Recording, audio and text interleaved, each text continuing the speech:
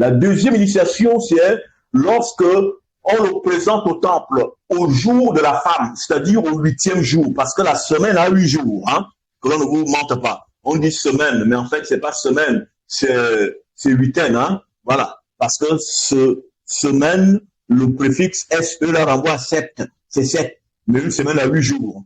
Mais le 8e jour n'est pas compté parce que c'est le jour 0, c'est le jour de Dieu. Donc, c'est le jour qu'on ne compte pas. C'est pourquoi Isaïa Ombola, quand il meurt le vendredi, il peut bel et bien ressusciter le dimanche. Or, avec le calendrier actuel, si vous prenez vendredi, vendredi soir, il est mort. Donc, samedi soir, dimanche soir, ben, ça ne fait pas 3 jours, 3 nuits.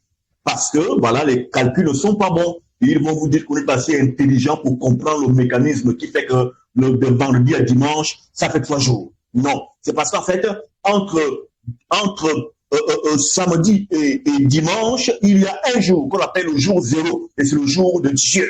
Car dimanche est le premier jour de la semaine. Donc, vous avez vendredi, samedi.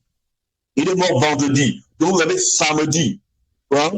Et vous avez le jour de Dieu. Et vous avez le dimanche, qui est le premier jour de la semaine. Là, vous avez donc 3 jours, 3 nuits. Il faut donc que ces choses soient expliquées par les initiés de notre académie, parce que la Bible est une affaire de noir. Et la connaissance divine est une question de race. Et c'est la race à laquelle nous appartenons qui doit expliquer ces choses-là.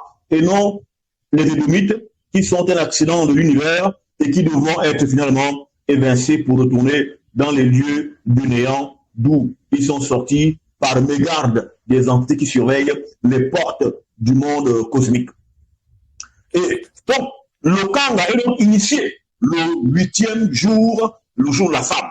Le jour 8, le jour de la femme, non le jour 0. Parce que 8, c'est 0 dédoublé.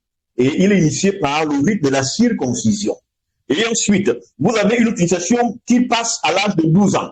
Quand on retrouve dans le temple avec les anciens parlant, leur enseignant. En fait, c'était également là un rite initiatique. Et à 30 ans, vous avez un autre rite qu'il passe, le rite, justement, au travers duquel il veut donc entrer dans sa pleine vocation.